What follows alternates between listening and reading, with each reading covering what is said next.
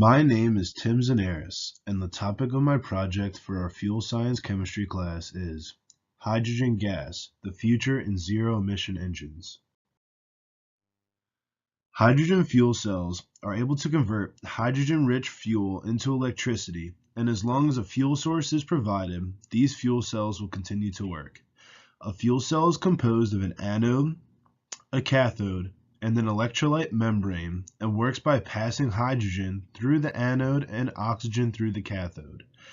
First, the hydrogen molecules split up into proteins and electrons at the anode. The protons then pass through the electrolyte membrane, while the electrons generate an electric current and heat as they go through a circuit. At the cathode, the protons, electrons, and oxygen combine to produce water molecules. Fuel cells can actually be stacked for larger systems, which makes them highly versatile as well. They can be as small as portable phone battery chargers and as large as a massive installation that can provide electricity to the utility grid. Through a process called steam methane reformation, about 95% of the United States hydrogen gas comes from natural gas. Since almost all of the hydrogen gas in the country comes from natural gas, the hydrogen can be considered a fossil fuel. In steam methane reforming, methane reacts in an endothermic process with steam under 3 to 25 bar pressure in the presence of a catalyst to produce hydrogen, carbon monoxide, and a very small amount of carbon dioxide. Next, what is known as the water-gas shift reaction occurs. The carbon monoxide and steam are reacted using a catalyst to produce carbon dioxide and more hydrogen.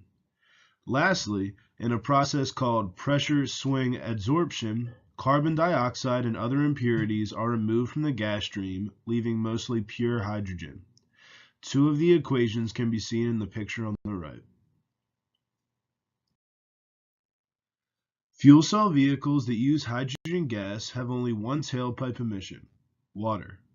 Unlike regular combustion engines that produce many harmful emissions, hydrogen gas offers the ability to completely eliminate any harmful gases or liquids coming out of the tailpipe.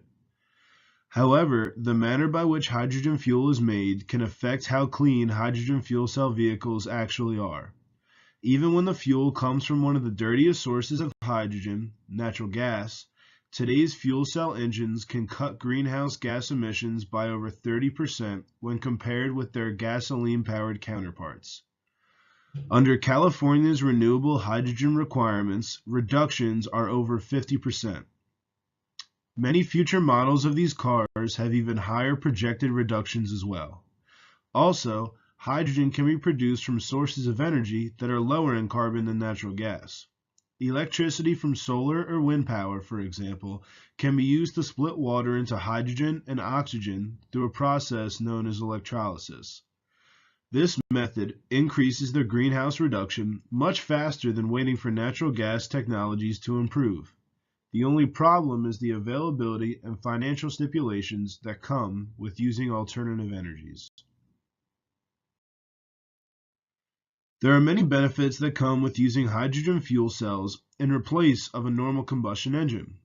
Some of them include zero emissions from the tailpipe, high efficiency, energy security, durability, and the ability to stack fuel cells for larger energy needs, as mentioned before. Although collecting hydrogen gas is not a perfect zero-emission process, the projections in the future suggest that we will be able to obtain hydrogen gas at a much more efficient rate. Even with less than perfect emissions from the production of hydrogen gas, hydrogen fuel cell engines are still a better route because the overall greenhouse gas emissions are lower today and will continue to become lower as technology advances. As you can see in the picture on the right-hand side, the technology also helps with space in most car designs.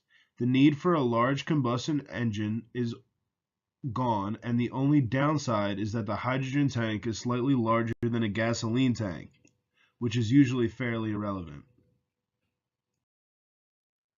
Being the most abundant element on the planet, this technology could be groundbreaking in helping the world reduce its greenhouse gas emissions and also decrease the cost of transportation.